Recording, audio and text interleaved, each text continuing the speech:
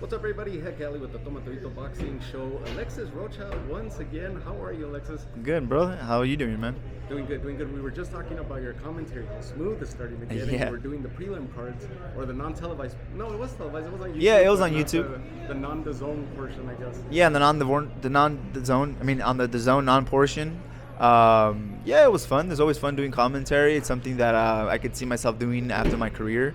I have a lot of fun, and I'm very comfortable. I'm feeling more comfortable as the more experience I get under my belt. Is it nerves, anxiety, or is it vocabulary? What is it that you're refining from? Both, from man. One to one? Yeah. Both. I don't want to just sound very monotone with my energy, and I gotta pick up some bigger vocabulary words to throw in there.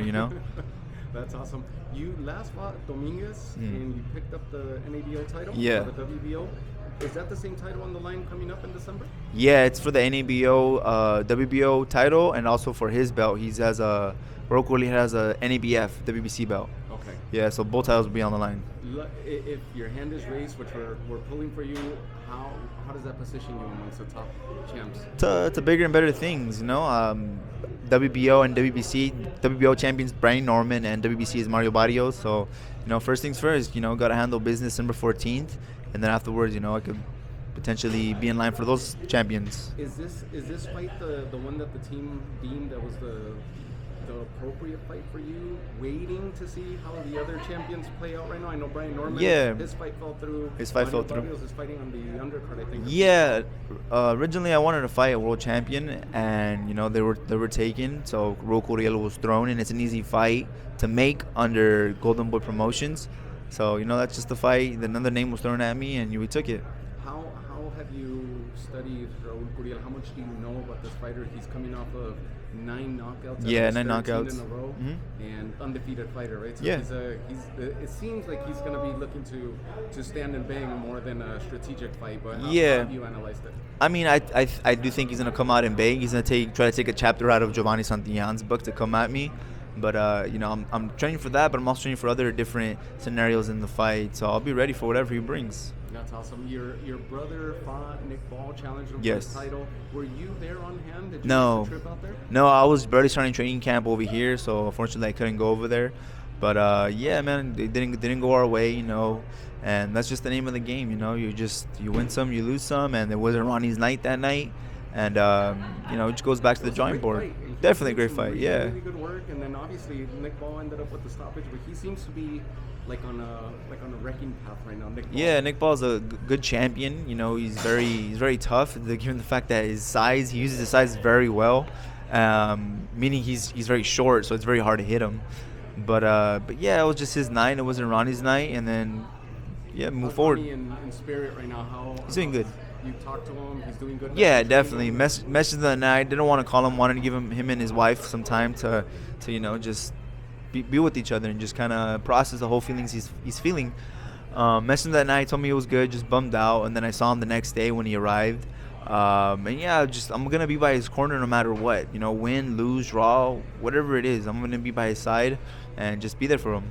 Good. And then right before we started this interview, I mentioned to you I ran into a stablemate of yours, training partner in Johnny Canas. Yeah, Sugarcane. He was victorious last week, and he mentioned I actually brought you up in the interview that I had with him, and he says that he looks up to you as a big brother. That's awesome. And that you're a big inspiration for him, and so he was analyzing how your fights are coming up, how your fights have gone, and your progression. And so talk to me about Johnny Canas and his future, his progression, and what you see for him in the future.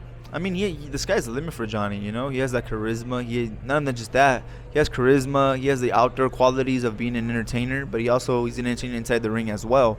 He's got the skills. He's got the talent. He could take it as far as long as he wants to take it far. And the sky's the limit for him. And I'm very interested and I'm very excited to see what the future holds for him. You made a comment that caught my eye in Ontario about Johnny, and you said if he was only to get himself more in the gym, he would just skyrocket. And I brought it up to him, and he started laughing about it. He's like, "Yep, life happens," but he's absolutely right. Yeah, I mean he says he's been more dedicated now. Yeah, he's been more dedicated. He stays in the gym right now. Obviously, he just fought last week, taking legs to the location, going out, and then this come Monday, I expect him to be back in the gym. And that's where young fighters develop, and that's where they need to be in the gym. They need to stay locked in, and they need to stay grounded to correct their mistakes and to get the experience and just keep building off the momentum they have. That's awesome, man. How big of a stable do you have of training partners? Yeah, I'll let you guys know. How many of them are with Golden Boy right now? I have two with Golden Boy. So it's Johnny Canas and it's Jorge Chavez, and hopefully I actually have 3 right now. Hopefully get 4. So the third one we just a young guy from Sonora, Mexico, Obregón. So the Obregón, Gael Cabrera just came with us too. El Terror, yeah, that guy's amazing, bro. He's a beast. He's a beast. I think he's like 4-0, 5-0. Yeah, I think he might be a little more, maybe like 6-0. I think he picked up his 5th or 6th victory in Ontario. In Ontario, yeah. So he's another addition to us, and he was supposed to fight. He was supposed to fight last week and then tonight, but that's how things ends with, like, when you start coming in. When you start developing your career, there's always going to be opponents that come in, they're game to fight, but something ends up happening. They lose their visa, or they can't make weight, they pull out some type of obstacle, whatever. It's very unfortunate.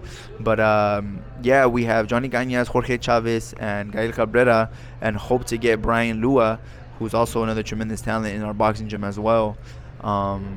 We have a good stable right now. That's awesome, man. You got this fight coming up in December 14th. Yeah. This would be your 3rd fight for the calendar year? My 3rd fight this year. How many fights are you looking to get in 2025? Step it up, or is that a good pace for you? I think that's a good pace. Yeah, 4 fights. I don't know about that, but I mean, if I can, when I started off, I remember fighting 8 times one year, but that was like back-to-back fights, and obviously I'm going more rounds, longer training camps. I can't do that to my body right now.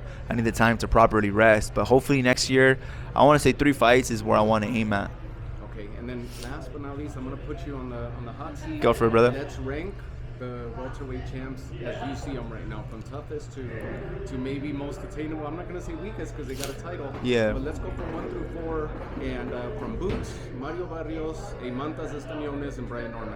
I think you just said it right there. That was gonna be my order. Yeah, I go with Boots Ennis because he's orthodox southpaw and he just adapts to any style. So I'd put him for sure number 1. Number 2, I don't know. I think it'll be Stanionis or mariobarrios. I'm not I'm not dusting off Brian Norman or anything. No credit to him. No discredit to him.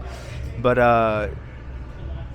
yeah, I feel like he's got to defend the title maybe, or pick up. He did knock out Giovanni Santillan, and that was very impressive. But I think I'd put, since he's like a newer champion, maybe have him. I really appreciate your time. I know you're busy. Yeah, no worries. No, you're good. Give a shout out to your fans from the Toma Todito boxing show. Yeah, shout out to you guys, man. Shout out to todo Tandomito for always. There, you can see the title right there. Yes, sir. Toma Todito. Oh, Toma Todito. Yeah. So yeah, exactly. So yeah, shout out to you guys. Gracias por todo el apoyo. From Santa Ana. Yeah, shout out to todos Santa Ana. Appreciate everyone going out, from being back there. Always going to wherever I fight, whether it's Fantasy Springs. I know my crowd's gonna definitely come up to Ontario, California too, December 14th. And God willing, we'll be there ringside as well, supporting yes, sir. you in Ontario. And best of luck. Hey, I appreciate that, man. Awesome. Have a good night. No, you too.